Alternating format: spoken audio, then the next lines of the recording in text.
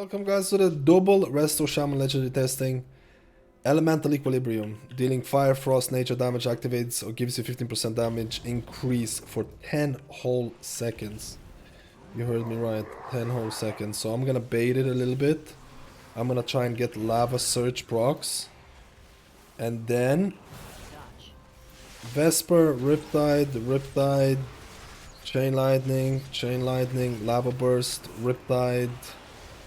And we got all of our, again, a lot of the mobs died, but we got all of our Vesper Totem explosions into the window of Elemental Equilibrium. You'll see, again, I'm gonna interrupt this guy here, but you will see that the whole gameplay of this legendary, again, this legendary is Elemental Shaman legendary. So it was never fully intended. We need to interrupt something here. Good. Cloudburst. Again, Cloudburst gives me free chain heal, mana tide, healing tide. We're getting a lot of stuff here. So let's activate it again. Frost Shock, Vesper, Riptide, Chain Lightning, Flame Shock, Frost Shock. I don't have a lot of time. Let's go. So there's 10 seconds to activate this, which means that it is somewhat lenient in terms of you can squeeze in. Oh, spicy. It's somewhat lenient in terms of trying to squeeze in like Chain Lightning, your Lava Surge procs, and hard casting couple abilities, even heals as well. But if you do have to interrupt something, if you do have to dispel something, or something happens during that window, you kind of revert back to instant cast abilities like Frost Shock, Riptide things. So let's do the same thing. You can see Elemental Equilibrium both right there. This is going to be a spicy pull. Let's go. We're going to bait for Lava Surges, Frost Shock, Cloudburst, Riptide, Lava Burst, Chain Lightning. And you can see I had to dispel myself there. So it was a little bit dangerous. Let's interrupt, let's stun. I can't dispel that curse. Okay, I dispelled it. So this playstyle is honestly really engaging because it requires you to think about how you're going to optimize these windows. So I can't dispel the curse. I hope the Druid, no, the Druid, okay, it's fine. And honestly, I've been really enjoying this. I've been really liking this playstyle. I've been trying to test it for quite a while, and I tested a couple of dungeons. I feel that this legendary could provide a lot of DPS if you min-max your Elemental Equilibrium windows. You can see here that I have the weak aura. This means that it's available and I can proc the buff. You can proc the buff every 30 seconds. You can have Vesper Totem every 40 with Effusive Iron and Accelerator. So you can, if you use Hero and things like that, you can probably spam Chain Lightning in AoE situations. On single targets, you can probably hardcast Lava Burst. That's why I'm trying to get Lava Surge procs in order to get more Lava Burst, because during that window, getting more Lava Burst, getting more Chain Lightning is good. And I have considered, I think the most important aspect of that 10-second window is to activate your your Vesper Totem Kyrian Legendary. So that means activating 3 DPS and 3 healing abilities. And the easiest way I found to activate healing abilities was use Riptide first, the two Riptides, and then Riptide is gonna come back in cooldown. So let's go here. So we're gonna put some Flame Shocks. We're gonna heal. Actually, you know what? We're not gonna activate it right now. We're gonna heal a bit. I don't want to use my Riptides because I want to proc it during the thing. So right now, Chain Lightning, Frost Shock, Vesper, Riptide, Dispel, Lava Burst, Frost Shock, and I'm gonna use Frost Shock again. This is, I'm actually happy this happened. So I activated my 10-second window, and then I had to decurse and dispel, or wait for decurse and dispel. I also had to move, which basically means I didn't anticipate, or I didn't think ahead in terms of like, am I gonna have 10 seconds of free hard casting or free casting?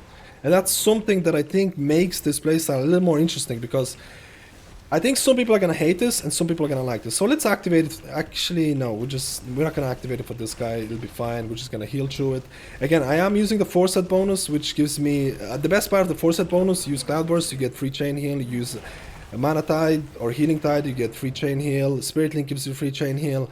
Free chain heal equals more time to DPS, and DPS seems to be the meta or all the rage these days. So we're gonna use some Flame Shocks because I want to get some Lava Burst procs. We're gonna have to heal. Again, healer at the end of the day is here to heal.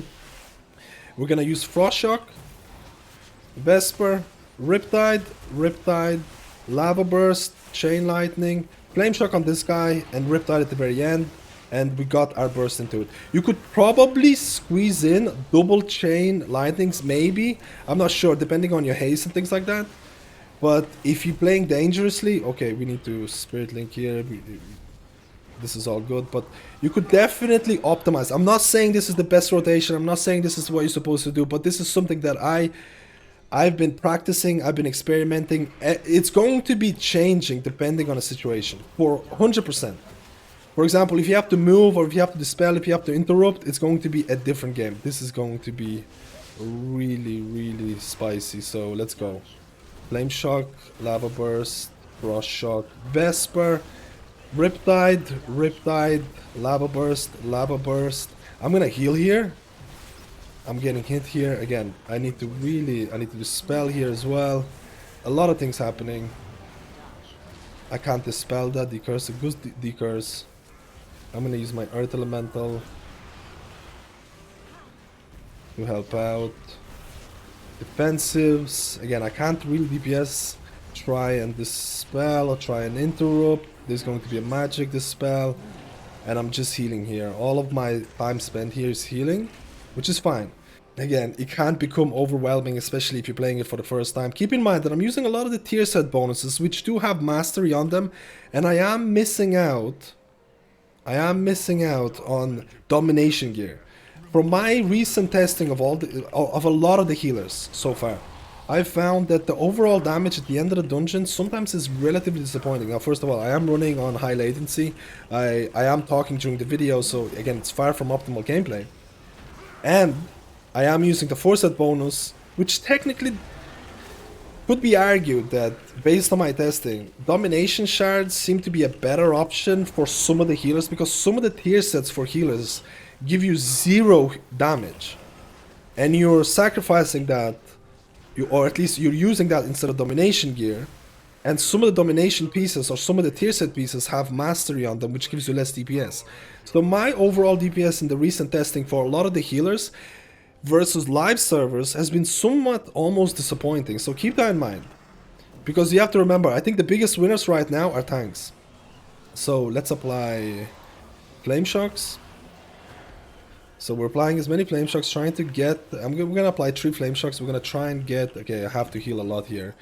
So we're gonna use Frost Shock, Vesper, Riptide, Riptide, Chain Light... We're gonna try and get 2 Chain Lightnings, Lava Burst into Riptide. And we got the burst in it, but you can see here it's pretty spicy. We're gonna try and interrupt this guy. I used my Spirit Link because I saw the type was getting low. I'm gonna use my Kyrian pot here. I use my Cloud Burst to get more free healing, my Mana Tide to get more healing. And we're gonna spam Chain Lightning. Again, you could spend most of your day just spamming Chain Lightning, but then you'll be doing no healing whatsoever, which is actually the goal right now. The goal of healers right now seems to be just do as much damage as possible, but again, these videos are probably not a good way or a good indication of what it's going to be like. Right now, the scaling, I think, is 252. I can't remember exactly in Mythic Plus. Let's go! We're probably not gonna hero this, so let's do it. Single target. We're gonna activate our Elemental, Vesper, Riptide, Riptide, Lava Burst, Frost Shock into Riptide. So on single target, you obviously substitute Chain Lightning for Lava Bursts. In AoE situations, I like to fit in Chain Lightning in the windows of... I can't use an Intellect Potion here, but I like to substitute Chain Lightning in AoE situations if it's gonna hit a lot of the members, because Chain Lightning does a lot of damage. And in single target, I try to get Lava Surge proc so I can get as many instant cast abilities during the 10-second window of Elemental Equilibrium. Now, like I mentioned throughout the video, I'm not sure if this is going to be the best way to do it. I'm not sure if using, you know, if this is gonna follow the exact rotation, and I have to say that the rotation would probably change depending on the situation, like I mentioned. If you have to interrupt the spell, use a stun totem, someone is about to die, you might have to hardcast a healing surge. So you have to really think ahead, and this gameplay, because Elemental Equilibrium happens every 30 seconds, It has a 30-second cooldown. It will align with your Vesper Totem if you're using, or to some extent, 40-second Vesper Totem because of Effusive Ammo Accelerator. But on single target boss fights, your Vesper Totem is not going to get that 20-second cooldown reduction. And overall, I think this build is really interesting. Now, I have been testing Deep Tremor Stone as well.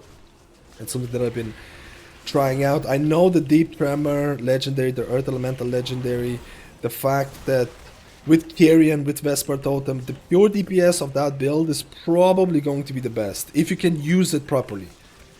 I am not a huge fan of the Deep Tremor Earth Elemental Legendary, purely because sometimes you have to hold on to it for a really long time, and if it dies, especially on fortified weeks, really high fortified weeks, if a mob looks at your Earth Elemental the wrong way, it collapses. And that's a 5-minute cooldown. That's basically Ashen dropped.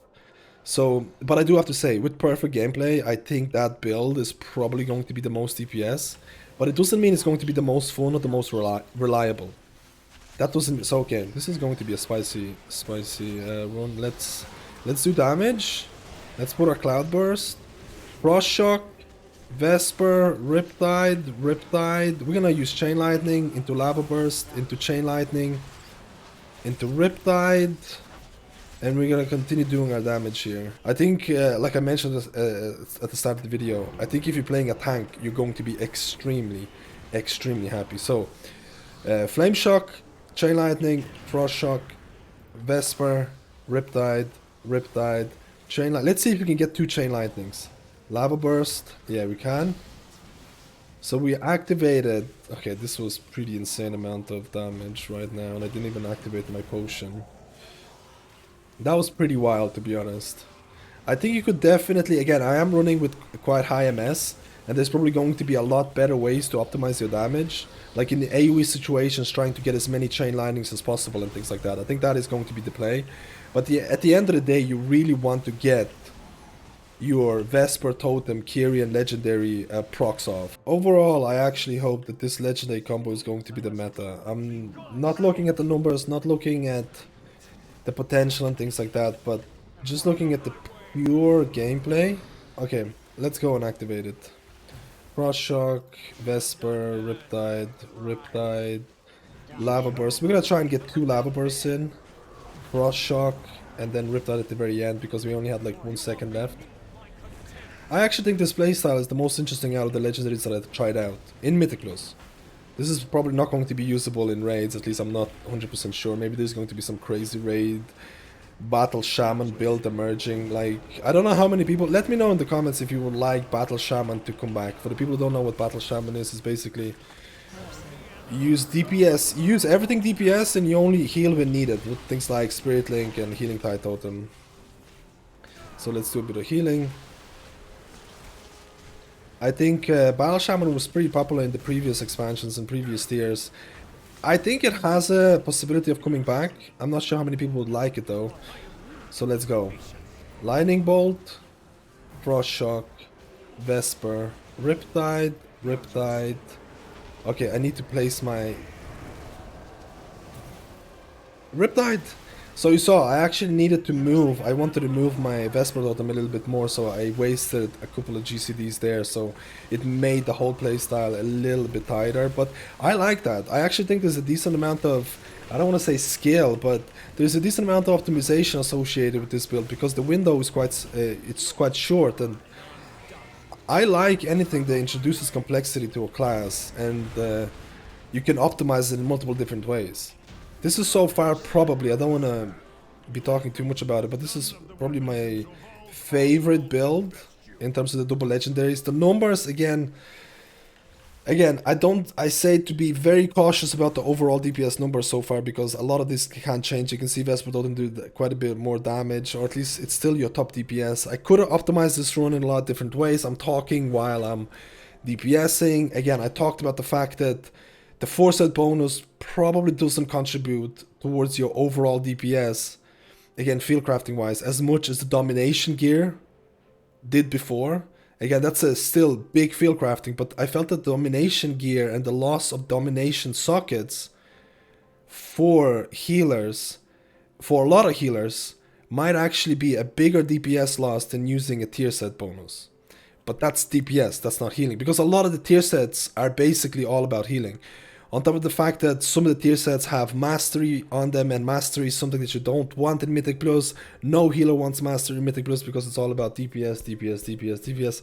So the overall DPS numbers that you're looking here, I think the overall DPS of healers, or a lot of the healers, is not going to be as big as what people expected.